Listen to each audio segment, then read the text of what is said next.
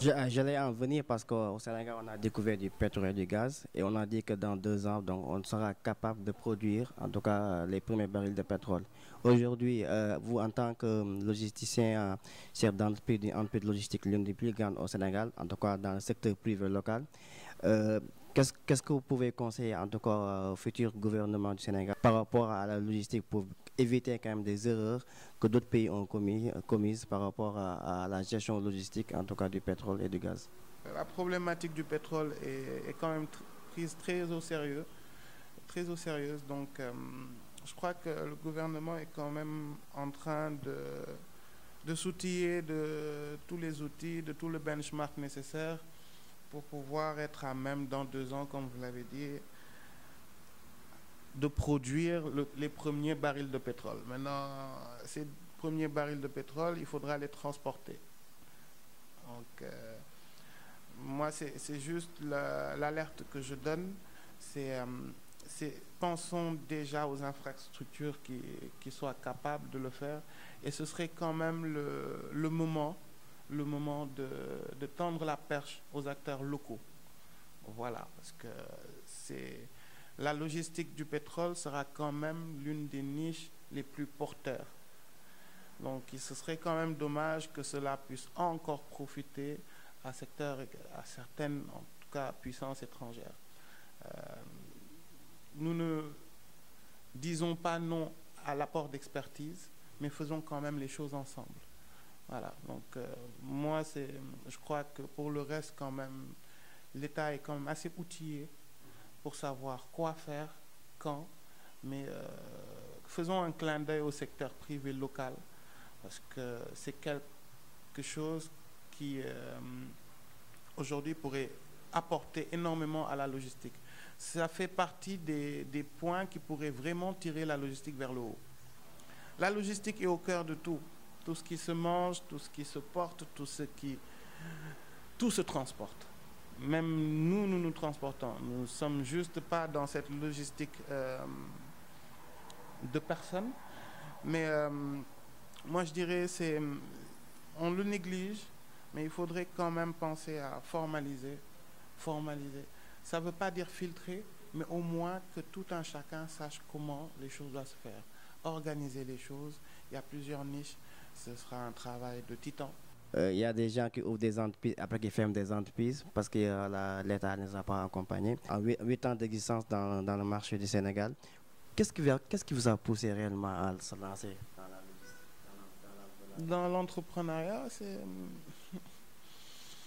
Alors, ce qui te pousse à te lancer, moi je dis, c'est justement ça. Il ne faut pas se dire, je veux aller dans l'entrepreneuriat. C'est pas entreprendre qui est la finalité, à mon avis. Moi, j'ai voulu faire quelque chose et c'est en le faisant que je me suis retrouvé entrepreneur. Si on prend l'exemple de Tex Courrier, je n'étais pas le directeur général au début. Voilà. Nous avions à l'époque, pour pouvoir justement nous pousser vers le haut, recruté l'ancien directeur régional d'une grosse compagnie de l'époque. Donc, j'étais dans l'entrepreneuriat, mais je n'étais pas l'entrepreneur. Vous voyez un peu. Pour moi, c'est tout ça pour dire, ce qui est le plus important, c'est d'aimer ce qu'on fait. Voilà. D'aimer ce qu'on fait et de se tuer à avoir l'expertise. Moi, je dis être transporteur, c'est, voilà, faut bouquiner, faut connaître les théories, faut connaître un peu la pratique, faut allier la théorie à la pratique. Et c'est comme ça que tu peux être capable en tout cas de pouvoir trouver des solutions aux problématiques du temps. Moi, je dis, il faut aimer ce qu'on fait, il faut être passionné. Il faut être passionné et c'est cette passion qui demain va te pousser justement à entreprendre. Puis, quelles sont les difficultés pour entreprendre dans un pays comme le Sénégal? Tout est dur. Au Sénégal, tout est dur pour entreprendre.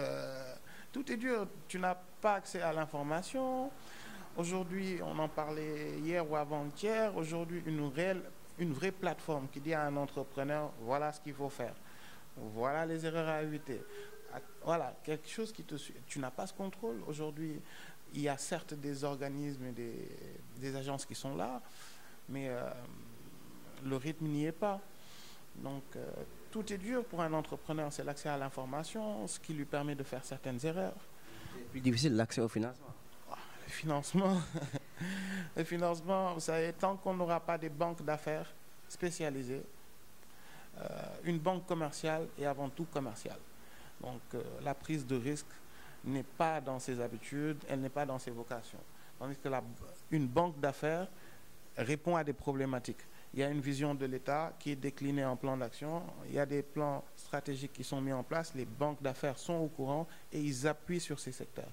Mais pourtant, l'État a créé des banques pour accompagner l'emploi aux jeunes, la BNDE et l'autre, Fongip. C'est quoi, ils ont échoué? Non, moi je vois des exemples où ces fonds accompagnaient des entreprises.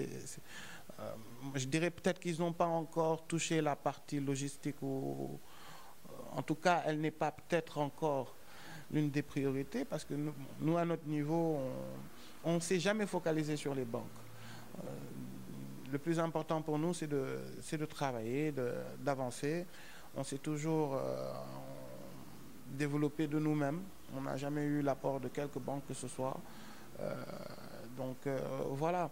Maintenant, pour moi, le plus dur, c'est de travailler, d'avoir un plan d'action, un business plan, de le respecter. Et, après, tout le reste, il viendra tôt ou tard. Parce que c'est nécessaire qu'à un moment ou à un autre, l'entreprise puisse avoir besoin de financement pour accélérer sa croissance.